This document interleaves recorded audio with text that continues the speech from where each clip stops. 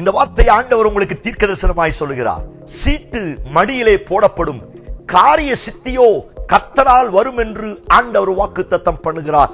இன்றைக்கும் என்னுடைய வாழ்க்கையை குறித்து, குடும்பத்தை குறித்து, எதிர்காலத்தை குறித்து தெளிவான முடிவு எடுக்க முடியாமல், டிசிஷன் எடுக்க முடியாமல் பல்வேறு குழப்பங்களில் வாழ்வதுண்டு. பல்வேறு சமயங்களில் குழப்பத்தில், பதட்டத்தில் நான் எடுக்கிற முடிவு தோல்வியை நோக்கி, சறுக்களை நோக்கி என்னை இடறி விழச் செய்கிறது.